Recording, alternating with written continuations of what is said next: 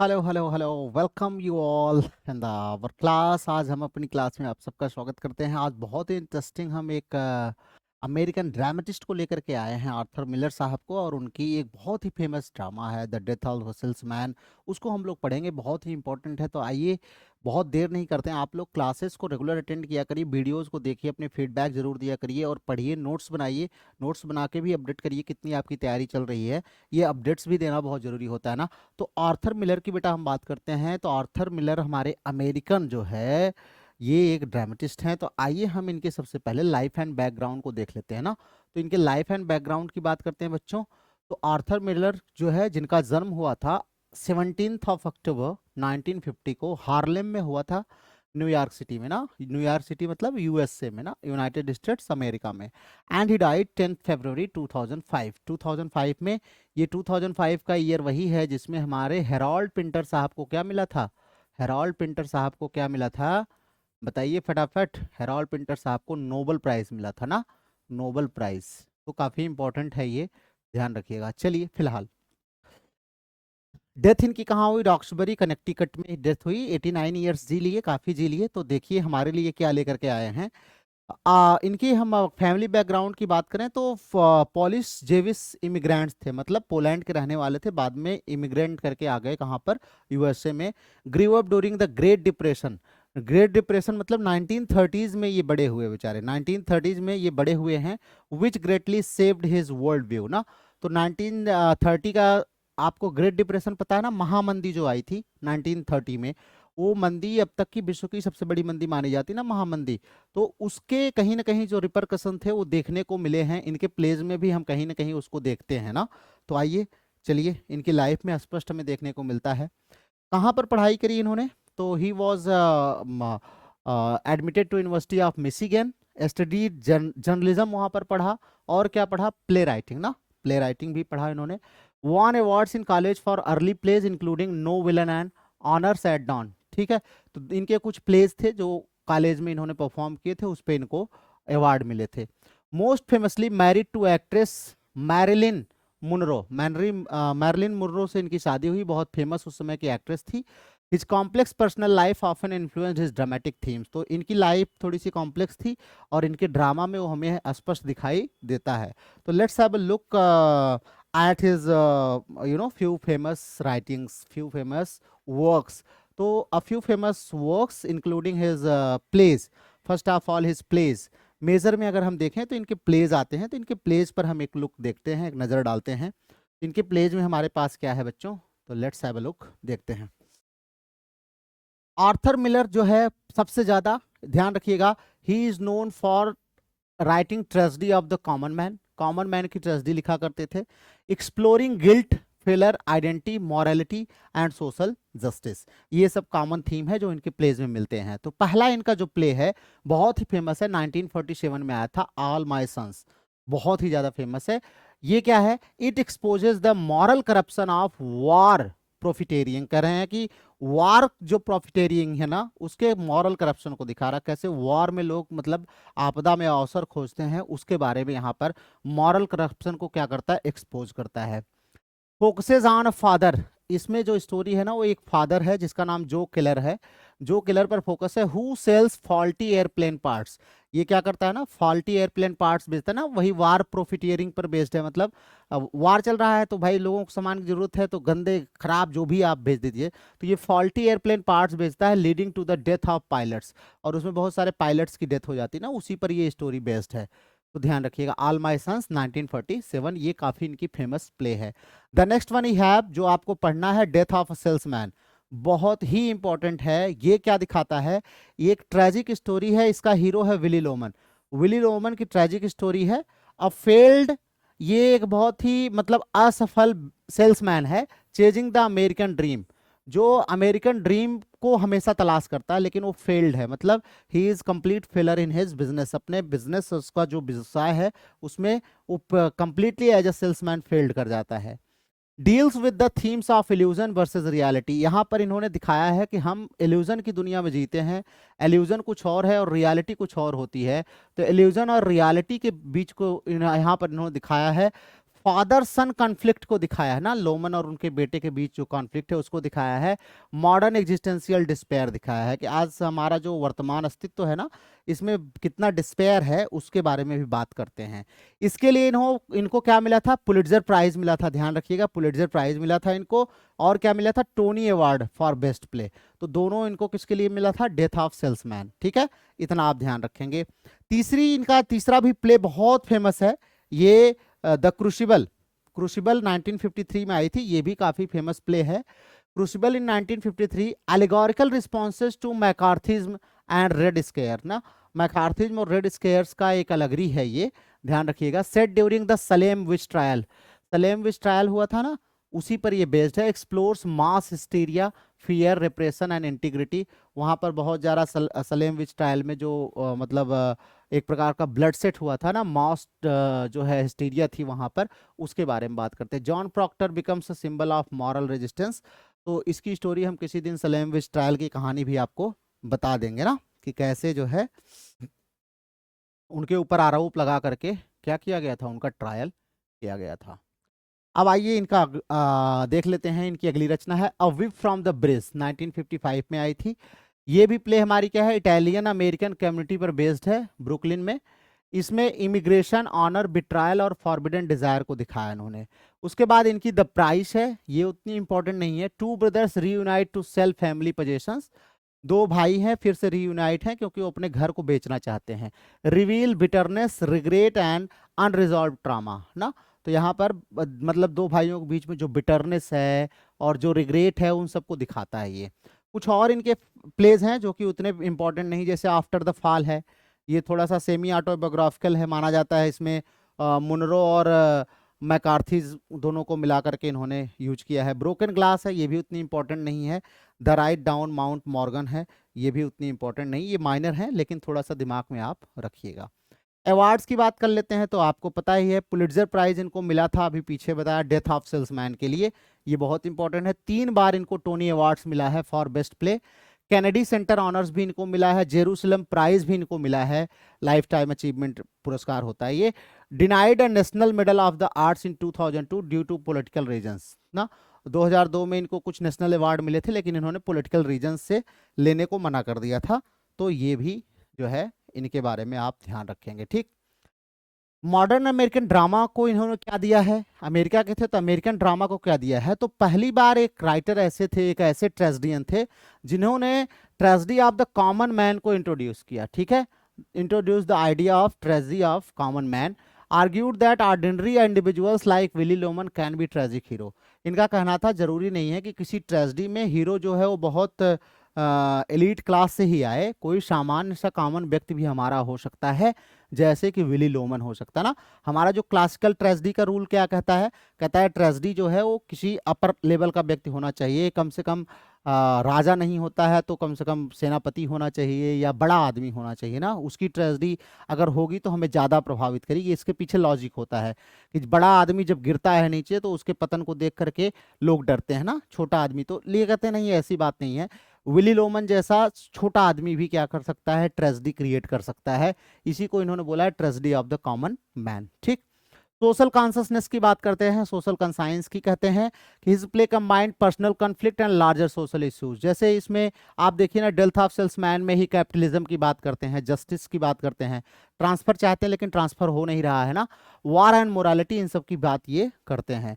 Political करेज देखते हैं तो refuse to name names before the House Un American Activities Committee during the McCarthy era. McCarthy era में इन्होंने क्या किया था, बहुत सारे नेम्स को सामने लाने से मना कर दिया था। तो पॉलिटिकल करेज के बारे में भी इनके थोड़ा सा हम देखते हैं, मिलता है। साइकोलॉजिकल रियलिज्म की बात करते हैं ना, आइडेंटिटी क्राइसिस की बात करते हैं कि हमारे समाज में आजकल आइडेंटिटी, हम अपनी आइडेंटिटी बनाने की कोशिश कर रहे हैं। गिल्ट की बात करते हैं, रिप्रेशन की, 1930s का ग्रेट डिप्रेशन, ये भी इनके दिमाग में कहीं ना कहीं था। तो ये सब कुछ ये अपने प्लेज में मिक्स करते हैं, ये सब कंट्रीब्यूशन कहीं ना कहीं इनका अमेरिकन ड्रामा में रहा है ना। इनोवेटर इन फॉर्म, कौन कौन से फॉर्म को इन्होंने अमेरिकन ड्रामा में इंट्रोड्यूस किया है, तो ध्यान रखना, इन्होंने फ्लैशबैक्स टेक्निक को, एक्सप्रेशनिज्म को, non linear structure, specially in the death of salesman में ना, इसमें यूज किया है, इसके इनोवेटर हैं। Blended realism with symbolic elements, America में रियलिज्म को सिंबल से मिक्स करने वाले ये हैं। Pushing the boundaries of American theatre, American theatre की बाउंड्रीज को जो है ये पुश करते हैं, मतलब बढ़ाते हैं, दायरा बढ़ा देते हैं। पहले ये सब नहीं था अमेरिकन थिएटर में, तो रियलिज्म और सिंबोलिज्म को मिक्स कर लेते हैं दोनों को, और वो अपने प्लेज में ये दिखाते हैं। फिर इनके कुछ कॉमन थीम्स हैं बच्चों, तो इसको देख लेते हैं, कुछ इनके कॉमन थीम्स हैं। तो आइए कॉमन थीम्स देख लेते हैं।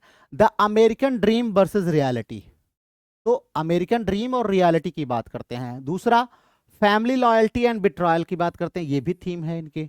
गिल्ट एंड मॉरल रिस्पॉन्सिबिलिटी, ये भी थीम इनकी प्लेज में हमें देखने को मिलते हैं। मैस्कुलिनिटी एंड आइडेंटिटी की बात करते हैं, ये भी मिलता है। इंडिविजुअल वर्सेस सोसाइटी देखने को मिलता है। ट्रुथ वर्सेस इल्यूजन जो है ये भी देखने को मिलता है। Courage in the face of conformity, ये सब सारी थीम हमें इनके प्लेज में देखने को मिलती हैं। तो कम से कम 2-4 थीम आप जरूर याद रखेंगे ताकि एग्जाम में आपको आसानी रहे करने के लिए ना। चलो,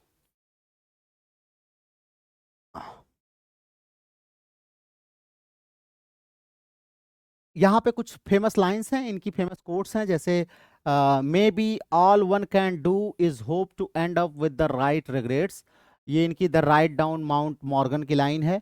ये बहुत फेमस लाइन है, I am not the man I thought I was, death of salesman की है।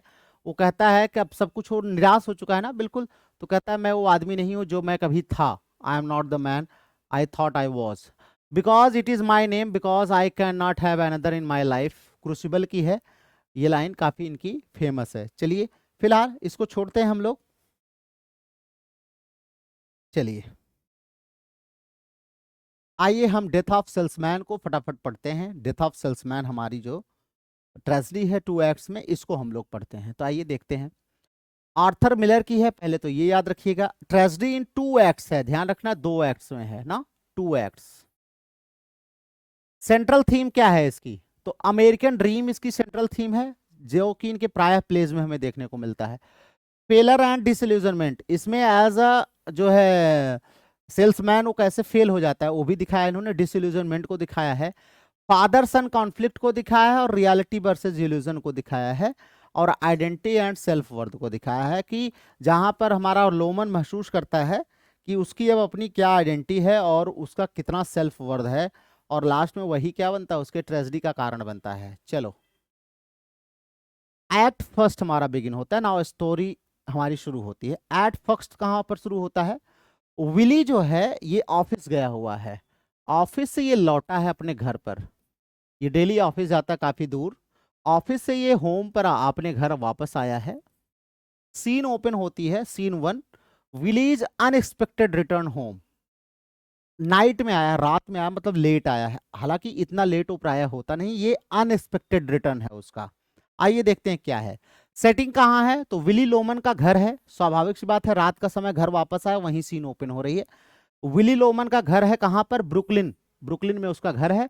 Small boxed in by apartment building, apartment की बिल्डिंग है ना, छोटे छोटे जैसे बॉक्स टाइप में होते हैं ना, अपार्टमेंट्स होते हैं, ऐसे ऐसे इसी में विली लोमन का घर है, किसी बिल्डिंग पर रहा होगा, किसी फ्लोर पर। विली लोमन के घर में सीन खुलता है, फिर क्या होता है, Willy Loman arrives home late at night, रात में लेट आया हुआ है, from a failed business trip, एक बिजनेस ट्रिप पर गया हुआ था और वहां पर उसका बिजनेस ट्रिप फेल हो जाता है, मतलब वहां जो बिजनेस डीलिंग होनी थी वो नहीं हो पाती है। He is exhausted, confused and speaking to himself, वो बहुत थका भी हुआ भी है, बिल्कुल कंफ्यूज है, और खुद से बात कर रहा है कि यार आगे क्या होगा, ये बिजनेस तो फेल हो गया, अब मैं क्या करूंगा आगे, मतलब वो खुद से बात कर रहा है। यहाँ पे हम लोग देखते हैं तभी इसकी पत्नी लिंडा आती है, विली लोमन की वाइफ है, बहुत ही लॉयल है बेचारी, लिंडा का करेक्टर बहुत जबरदस्त है इसमें। तो लिंडा आती है, लिंडा हिज लॉयल वाइफ, वो आती है, वरीज अबाउट हिज वेलबींग, उसकी हालत देख करके वो थोड़ी सी टेंशन में हो जाती, करे इसको क्या हो गया, विली को क्या हो गया आज। ही admits he couldn't drive any more, वो इसी बात में स्वीकार करता है कि अब वो ज्यादा लंबी यात्राएं नहीं कर सकता है। हिज माइंड कीप्स ड्रिफ्टिंग, क्योंकि उसका दिमाग इधर उधर भागता रहता है, वो ज्यादा ड्राइव नहीं कर सकता है। Willy swings between hopeful fantasy and frustrated reality, Willy जो है बहुत सारा ऐसे होपफुल फैंटेसी करता है कि ये हो जाएगा तो ऐसे हो जाएगा, और फ्रस्ट्रेटेड रियलिटी, दोनों के बीच में हैंग कर रहा है, स्विंग कर रहा है। Claiming he is well liked but contradicting himself, कहता है लोग उसे पसंद तो करते हैं लेकिन शायद वह पसंद करने लायक है नहीं, उतना उसके अंदर क्वालिटी नहीं है। लिंडा आती है, Linda lovingly suggest he ask for a non travelling job in New York. Linda कहती है कि ठीक है, अगर ट्रेवल करने में दिक्कत हो रही है तो बहुत प्यार से कहती है, तो क्या समस्या है, इस यहीं आसपास न्यूयॉर्क में ही क्या करो, कोई जॉब खोज लो जहां पर तुम्हें ज्यादा ट्रेवल ना करना पड़े। नॉन ट्रेवलिंग ऐसा नहीं कभी वहां भाग रहे हो कभी वहां भाग रहे हो। अगर तुम्हें नहीं पसंद है, ट्रेवल नहीं कर सकते, तो क्या करो, नॉन ट्रेवलिंग जॉब खोल लो, ले लो। तो ये सीन यहाँ पर इमोशनल टोन में समाप्त होती है। अब विली लोमन जो है, देखते हैं हम इसका मेंटल स्टेट धीरे धीरे क्या हो रहा है, डाउन हो रहा है, मेंटली जो है डिटेरियोरेट हो रहा है धीरे धीरे, मेंटल उसका लेवल जो है वो धीरे धीरे वीक हो रहा है, मतलब मेंटली वो कमजोर हो रहा है। फिर हमारा दूसरा सीन आता है एक्ट फर्स्ट का। वहां पे हम क्या देखते हैं, बिफ और हैप्पी अपने बेडरूम में हैं। बिफ और हैप्पी, इसके बच्चे हैं ना। चलिए, Biff and Happy in their bedroom later that night. उसी रात को हम देखते हैं, बाद में बिफ और हैप्पी के रूम में हमारा क्या होता है, बेडरूम में सीन ओपन होती है। वहां पर सिटिंग देखें तो अप स्टेयर्स बेडरूम, मतलब ऊपर पहले फ्लोर पर जो इनका बेडरूम है वहां पर ये सीन ओपन होती है। क्या होता है देखिए, बिफ जो है नाउ 34, बिफ जो इनका लड़का है वो 34 साल का हो गया है। Back home after years of drifting, बहुत दिन तक इधर उधर करके भाग करके अब वापस घर आया है। He feels like a failure, ये भी महसूस करता है कि क्या है, मैं जीवन में कुछ कर नहीं पाया। Full of regret and confusion, बड़ा पश्चाताप कर रहा है और कंफ्यूज है आगे मैं क्या करूं। मतलब कहीं इधर उधर दुनिया भर के बिजनेस किया, असफल हो गया, अब आया है घर में और बड़ा कंफ्यूज है, परेशान है कि मैं क्या करूं। इसका दूसरा जो है, Happy 32 is in business but leads an empty shallow life filled with meaningless affairs ना।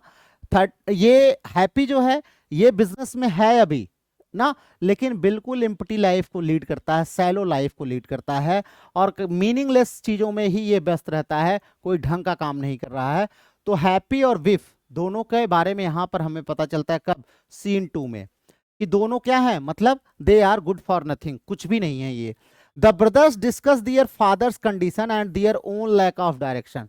दोनों आपस में बात करते हैं कि यार पापा की कंडीशन अब तो सही नहीं है, वो ड्राइव भी नहीं करना चाहते, जाना भी नहीं चाहते, और वो अपना जो डायरेक्शन की कमी उनके अंदर है उस पर भी चर्चा करते हैं कि यार तुम 34 हो गए, तुम कुछ नहीं कर पाए। वो कहते हैं 32 के तुम हो गए, तुमने क्या कर लिया। दोनों लोग आपस में अपना लैक ऑफ डायरेक्शन पर डिस्कस कर रहे हैं।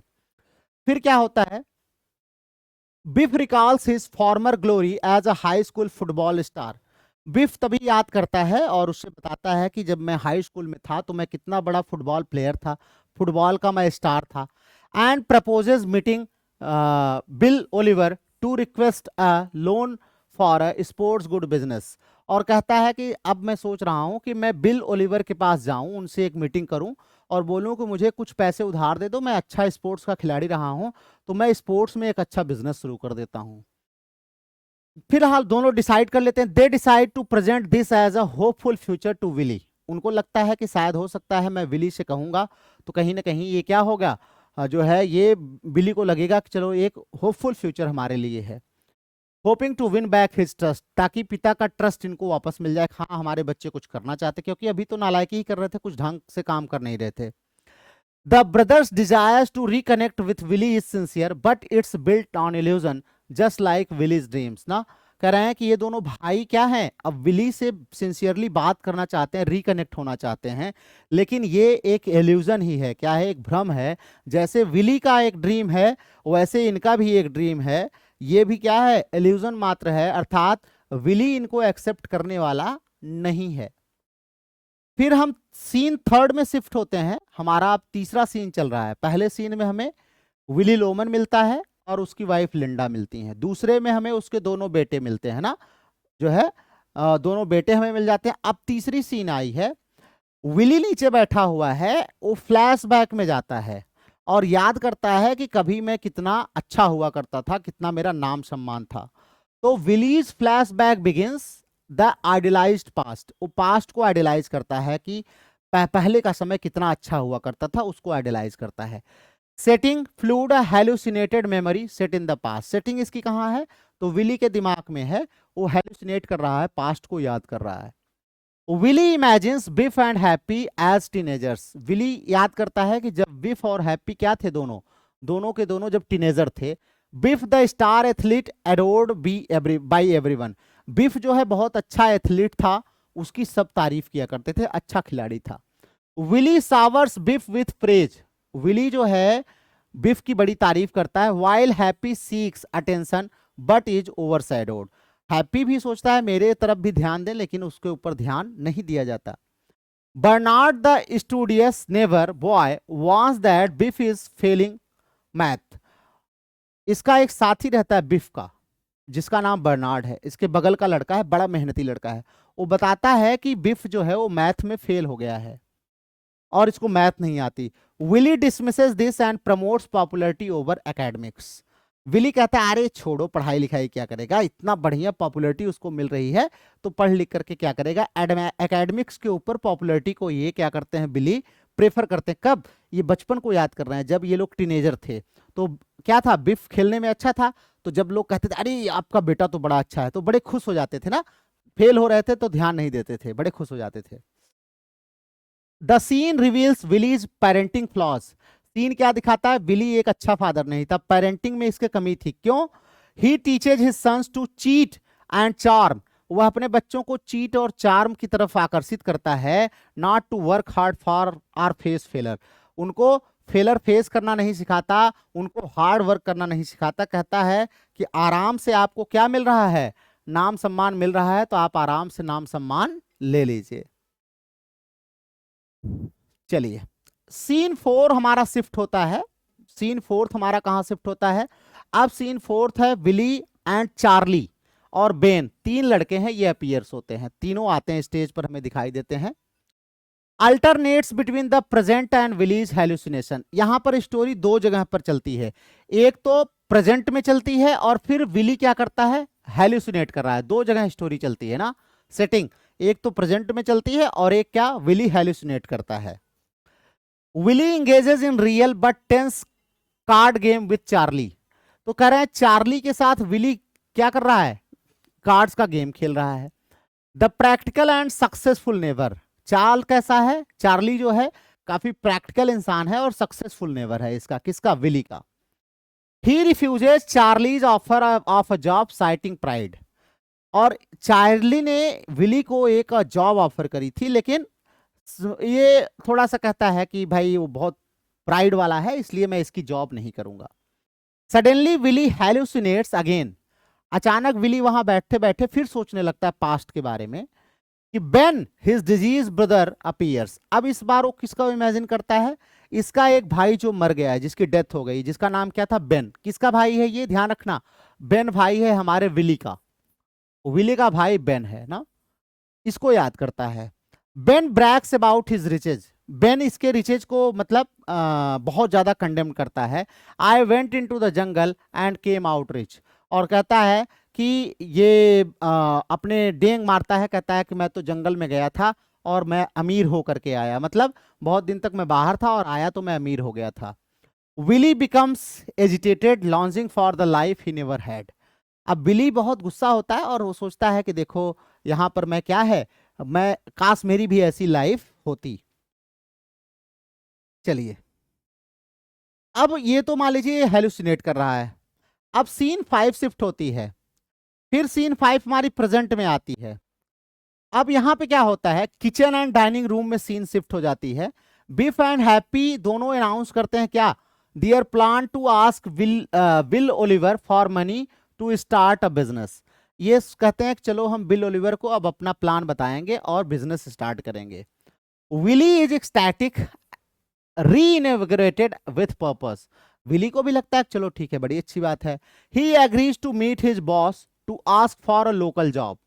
वो कहता है चलो ठीक है, हम बॉस से मिलते हैं और उससे कहेंगे कि हमें एक लोकल जॉब दिला दो, अब हम ड्राइव नहीं कर पाएंगे ज्यादा। एक्ट एंड्स होता है Willy happily dreaming of success just around the corner unaware that it's all built on false hope.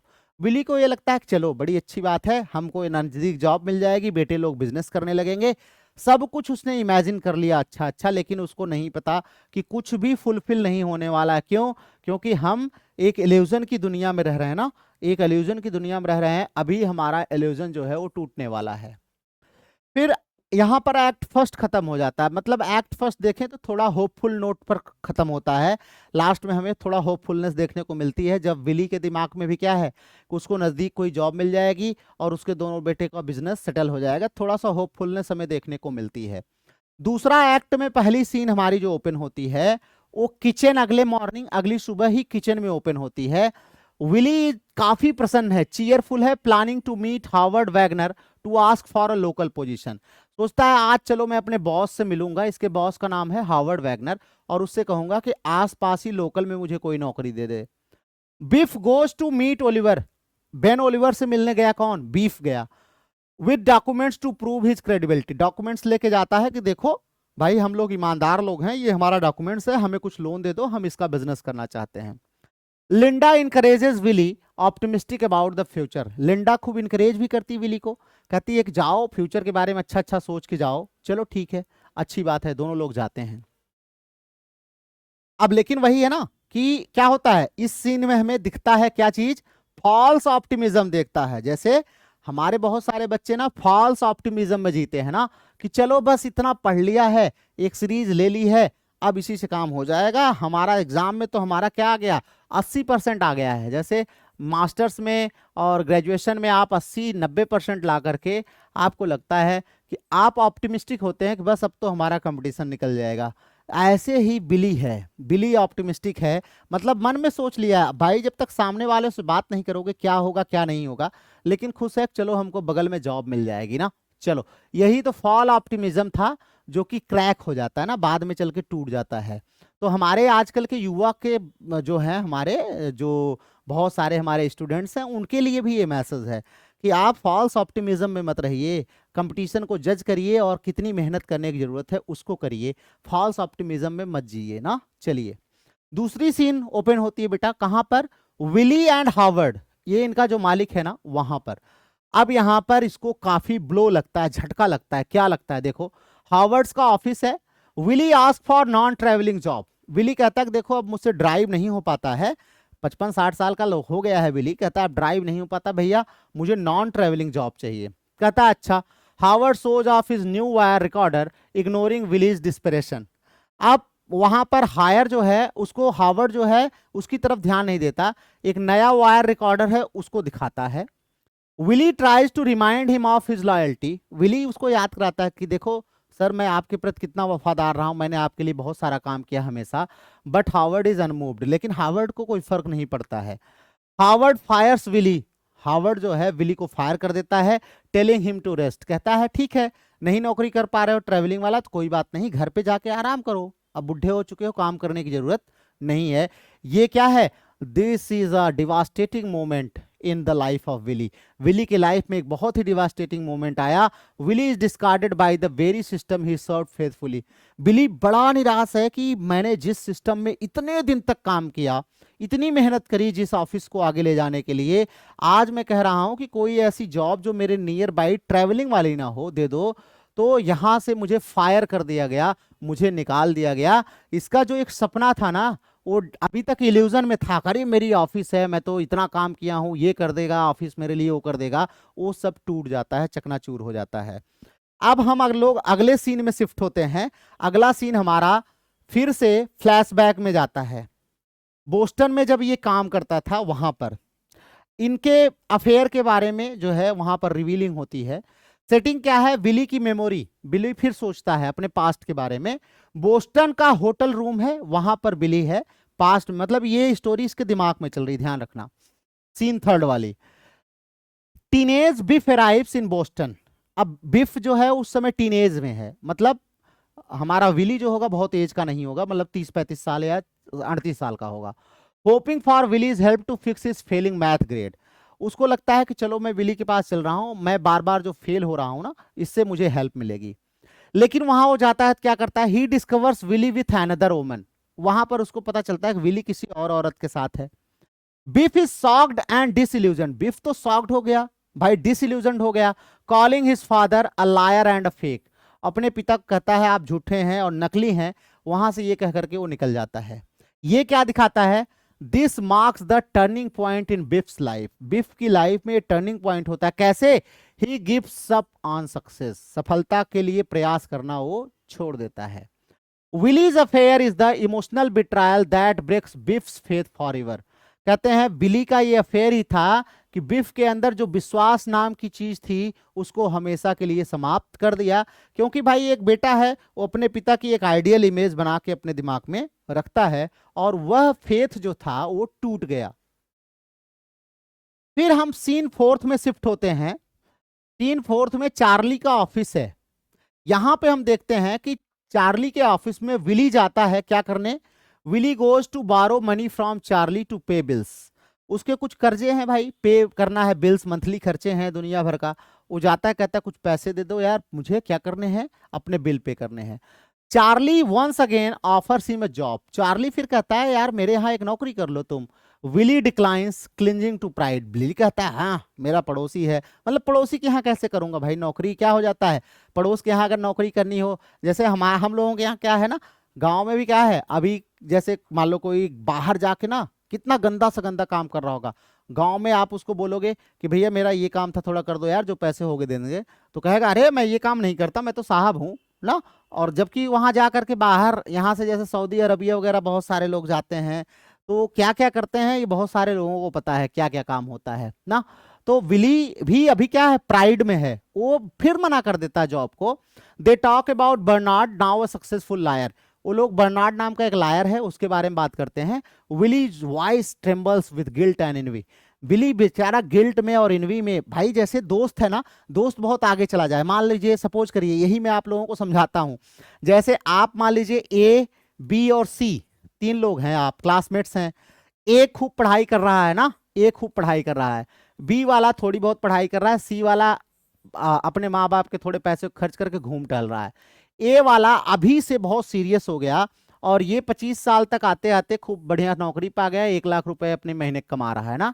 चलो अब बी वाला, इसने थोड़ी सी लापरवाही करी लेकिन फिर भी 30-35 साल तक आते आते ये भी अपनी नौकरी पा गया, 1 लाख कमा रहा है।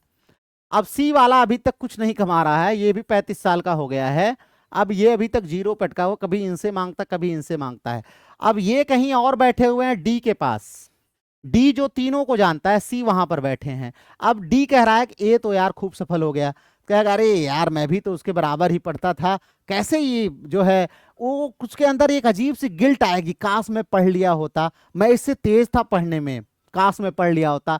फिर उसके अंदर ईर्ष्या भी आएगी, अरे 1 लाख कमा रहा है किस काम का, मुझे तो कुछ देता नहीं है, हाँ अरे पता नहीं कैसे कमा रहा है, नकली होगा, ये करता होगा वो करता होगा, 420 करता होगा, दुनिया भर की कमी भी निकालेगा ना। तो जब बर्नार्ड की चर्चा होती है, जो इनके कॉलेज फ्रेंड थे, अब वो सक्सेसफुल लायर हो गया ना, तो विली को बेचारे को गुस्सा जलन भी हो रही है और साथ साथ में उसको गिल्ट भी हो रहा है कि यार मैं भी अगर ढंग का पढ़ लिया होता तो शायद मैं एक सक्सेसफुल लायर हो सकता था। चलो अगली सीन शिफ्ट होती है रेस्टोरेंट में। रेस्टोरेंट में शिफ्ट होती है, बिफ की सच्चाई और विली का ब्रेकडाउन यहां से होता है। अब बिफ की सच्चाई क्या है?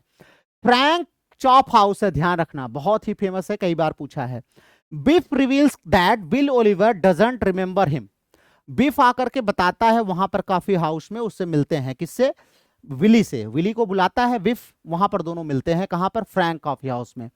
वहां पे बिल बताता है, बिफ बताता है कि बिल ओलिवर को तो मैं याद ही नहीं था, the business plan is a lie. ये बिजनेस प्लान तो झूठा है, बिल ओलिवर नाम उसको, वो क्या मुझे पहचानेगा, ये प्लान ही पूरा झूठा है। He wants to confront Willy with the truth and end of fantasy. कहता है वो, विली से कहता है कि आप सच्चाई का सामना करो और अपनी जो फैंटेसी में जी रहे हो इसको एंड करो यहां पर। Willy retreats into hallucination reliving his affair and memories. Willy फिर वहां बैठ करके पास्ट में चला जाता है, हैलुसिनेशन में, अपने अफेयर के बारे में और जो पास्ट मेमोरीज है उसको याद करता है। Happy lies to women at the restaurant pretending Willy is not his father. वहां पर हैप्पी भी है, हैप्पी एक महिला का जो है महिला है, उससे झूठ बोलता है एट द रेस्टोरेंट और कहता है कि विली उसका फादर नहीं है। Biff storms out in frustration. Biff वहां से गुस्से में बाहर चला जाता है। Willy is abandoned and confused in the bathroom. अब विली वहां पर अकेला है और बाथरूम में जाकर के बड़ा कंफ्यूज्ड है। अब उसको समझ में नहीं आ रहा है कि यहां पर ट्रूथ और इल्यूजन दोनों क्या कर गए, टकरा गए। विली का माइंड बिल्कुल चक्कर खा गया है, अब उसको समझ में नहीं आ रहा है कि कैसे रिकवरी करे इसका। तभी सीन शिफ्ट होता है, सीन शिफ्ट होता है। हम अब घर पर आ गए हैं, at home. Seeds break down and suicide. अब विली जो है बहुत फ्रस्ट्रेटेड है, रात का समय है, लोमन हाउस में है और बैक यार्ड में बिली बैठा हुआ है। Willy is outside planting garden seeds. बाहर गार्डन है ना, गार्डन में वो खड़ा है, कुछ अपने सीड्स लगा रहा है, प्लांट कर रहा है। ये सीड्स हैं क्या, these are metaphor for living a legacy. भाई सीड क्या है, जो बीज हम लगा के जाते हैं अपने पूर्व आने वाले बच्चों के लिए ना, अपने आने वाले बच्चों के लिए। तो ये कह रहे हैं कि हम अपने ऑफ स्प्रिंग्स के लिए क्या करते हैं, ये ब्रीज लगा करके जाते हैं। Linda scolds Happy and Biff for their behaviour. Linda को जब ये सारी कहानी पता चलती है तो हैप्पी और विफ को डांटती हैं कि तुम्हें अपने फादर के साथ इस तरीके से व्यवहार नहीं करना चाहिए, तुमने उनके विश्वास को तोड़ा है, उनके इमोशन को तोड़ा है, तुम लोग झूठा फर्जी प्लान बना करके उनको जो है मतलब कुछ पैसे वैसे भी लिए थे। बिफ कन्फ्रंट्स विली। बिफ जो है विली से लड़ाई करता है, tries to help him accept the truth. और विली से कहता है कि जो सच्चाई है उसको स्वीकार करना सीखो, क्योंकि बिफ दुनिया भर की बातें बताता है कि मैंने तुम्हें होटल में भी पकड़ा था। दोनों लोग लड़ाई करते हैं। I am nothing pop, can't you understand that. Biff कहता है कि फादर मैं कुछ भी नहीं हूं, क्या आपको ये समझ में नहीं आता कि मेरे मेरे अंदर कोई भी वो नहीं है, मैं कुछ भी नहीं कर सकता हूं, ये हल्की सी बात आपको समझ में क्यों नहीं आती है। बिफ ये चीज कहता है। Willy sees Biff emotion as love not resignation. Willy उसके जो है ना जो उसको डिस्कार्ड करता है बिफ, बिफ के डिस्कार्डेशन को भी वो इमोशन समझता है, लव समझता है।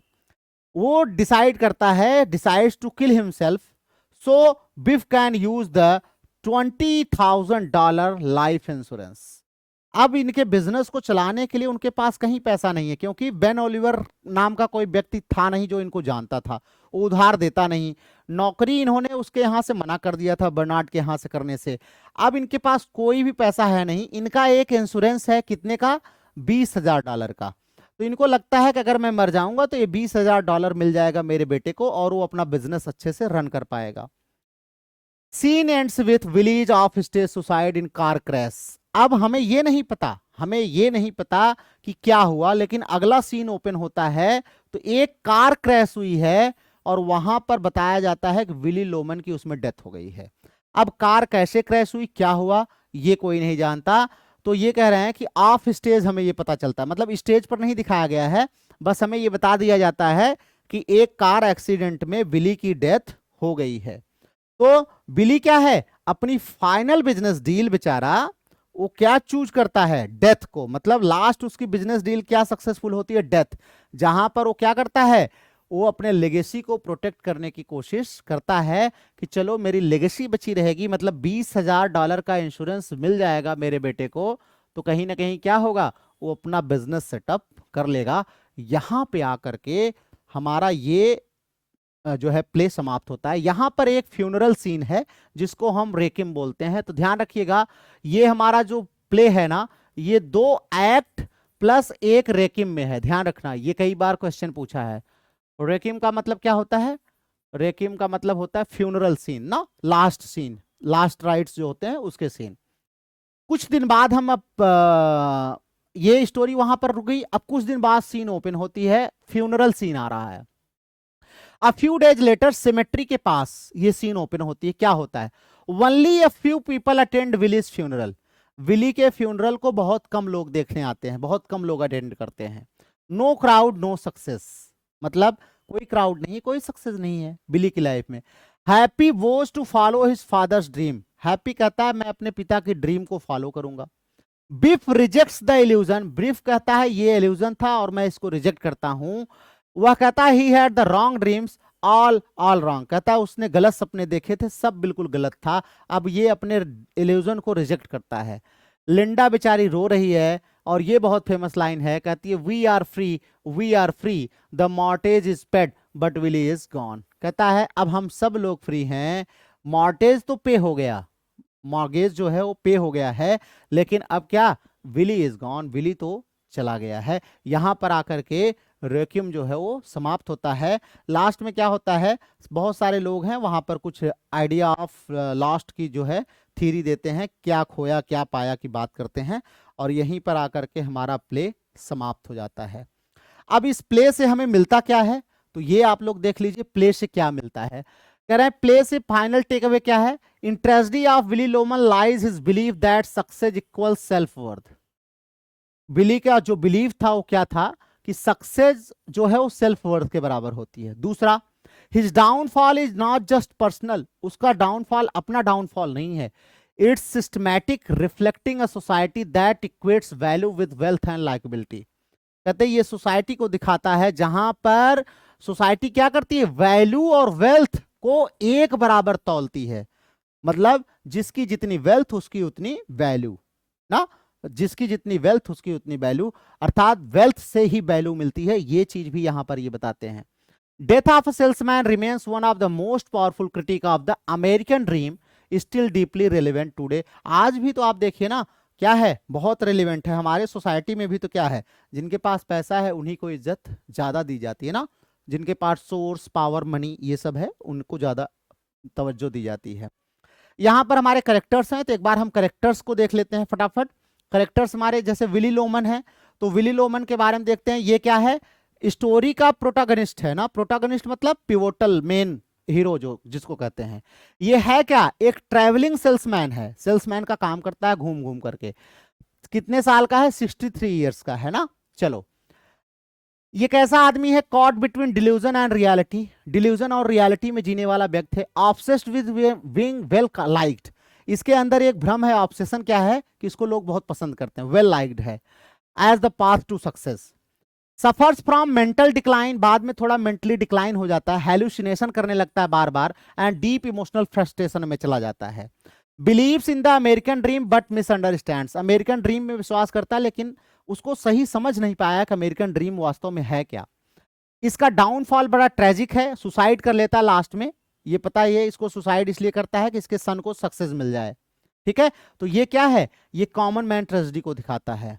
दूसरा हमारी जो करेक्टर यहां पर हैं वो है लिंडा लोमन। लिंडा कौन सी है, लिंडा लोमन विली लोमन की पत्नी है। बेचारी डिस्परेट वाइफ है, डिवोटेड है लेकिन अपने पति के लिए डिवोटेड है, बहुत ही लॉयल है पत्नी, बिल्कुल काइंड पेशेंट, इमोशनली स्ट्रांग है, विली को हर कदम पर समझाती है और acts as a pace maker and emotional anchor in the family, सारे फैमिली को बांध करके रखती है, मतलब बिफ को, हैप्पी को, विली को, सबको बांध करके रखती है ना। और जब विली थोड़ा मेंटली डिक्लाइन हो रहा था ना तो उसको बहुत सपोर्ट भी करती है। और लास्ट में जब रेकिम सीन आती है ना फ्यूनरल वाली, वहां पर यही लाइन बोलते हैं, we are free, we are free, हम अब सब फ्री हो गए हैं, और जो मॉर्गेज है ना वो भी पेड हो गया है, बट विली इज नो मोर, लेकिन अब विली हमारे पास नहीं है। तो दो कैरेक्टर हमारे हो गए। तीसरा हमारा है बिफ लोमन, 34 साल का लड़का है विली का, हाई स्कूल में फुटबॉल स्टारर रहा है, उसके बाद कैरियर बनाना चाहता है लेकिन कैरियर इसका बन नहीं पा रहा है और काफी कुछ ये स्ट्रगल करता है। अगला कैरेक्टर हमारा हैप्पी लोमन है, इसी का छोटा भाई है, 32 साल का है ये जो है, और ये भी बिल्कुल डिस्परेट है और चाहता है कि इसको कुछ जगह मिले, लेकिन बड़ा ही निकम्मा टाइप का है, बिजनेस में बहुत सारा नुकसान करता है और सैलो टाइप का और ओमनाइजिंग टाइप का है ना, थोड़ा सा लड़कियों में और इन सब में व्यस्त रहता है। चलिए,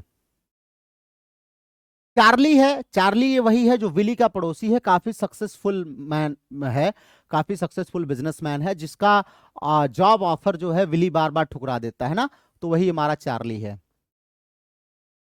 उसके बाद बर्नार्ड, बर्नार्ड यही जो चार्ली का लड़का है, बिफ का चाइल्डहुड फ्रेंड है, अब एक बढ़िया वकील हो गया है तो इससे काफी जलते भी हैं, सुप्रीम कोर्ट में वहां के लायर हो गया है।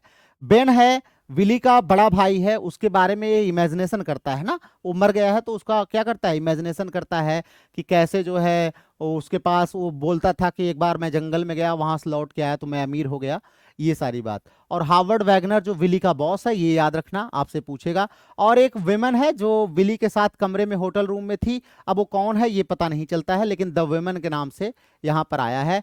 और स्टैनले वहां पर जहां पर ये लोग कॉफी शॉप में गए हैं ना, वहां पे जो स्टैनले था वो क्या था, वो हमारा वहां पे वेटर था। और चार्ली का सेक्रेटरी है, ये बहुत इंपॉर्टेंट नहीं है। तो जो करेक्टर आपको याद रखने हैं दैट इज आप हावर्ड वैगनर, जो विली का बॉस है, ये आप याद रखेंगे, भूलेंगे नहीं। बेन को, बर्नार्ड को याद रखेंगे, चार्ली को याद रखना है, उसके बाद हैप्पी लोमन, बिफ लोमन को याद ही रखना है, और लिंडा उनकी पत्नी है। और आपके हो गए जो है क्या नाम है, विली लोमन। तो एक बार फिर से हम अगर ग्राफ बना लें तो देख लेते हैं क्या होगा ग्राफ में, किस तरीके से चलेगा। तो आइए ऐसे देख लेते हैं। ये हो गए आपके विली विली लोमन ना, लोमन फैमिली है, विली लोमन है, विली लोमन की वाइफ है, विली लोमन की वाइफ है लिंडा लोमन ना, लिंडा लोमन। लिंडा लोमन और विली लोमन के दो बच्चे हैं, इनके दो बच्चे हैं ना, ये वाइफ है इनकी। अब इनके बेटे हैं, एक ये बेटे हैं। एक बेटा इनका है हैप्पी, हैप्पी जो कि है कितने साल का, 34 ईयर्स का। और एक इनका है बिफ, हैप्पी लोमन और बिफ लोमन ना, दोनों ये इनके बेटे हैं, ठीक है, ये दोनों बेटे हैं। उसके बाद विली का एक पड़ोसी है चार्ली, क्या नाम है इसका, चार्ली। इसका एक लड़का है जिसका नाम है बर्नार्ड, वो क्या है, सुप्रीम कोर्ट में वकील है। ये बिफ के उम्र का है ना, ये भी 32 साल का है, ये सुप्रीम कोर्ट में लायर है, ठीक। और विली जहां काम करता है, विली लोमन, उस ऑफिस में विली लोमन, उसका बॉस है हावर्ड, क्या नाम है बॉस का, हावर्ड ना, ये याद रख लीजिएगा। और जिस होटल में ये पकड़े गए थे औरत के साथ, उसका नाम नहीं दिया है, द वुमन नाम से मिलता है, द वुमन के साथ ये पकड़े गए थे। और लास्ट में जो सीन आती है ना, जहां पे आने के बाद घर में वो डिप्रेशन में हो, सुसाइड कर लेता है, वहां होटल में एक जो है इनको मिलता है वो क्या कहते हैं उसको, वेटर। तो आपको मेन मेन केवल यही 5-6 कैरेक्टर आपको याद रखने हैं, ठीक है, ज्यादा मत याद रखिएगा, 5-6 याद रखेंगे, ज्यादा याद भी नहीं रख पाएंगे, लेकिन ये 5-6 को आपको भूलना नहीं है, ठीक है। तो यहां आकर के हमारा ये प्ले जो है ना, डेथ ऑफ सेल्समैन, ये समाप्त होता है।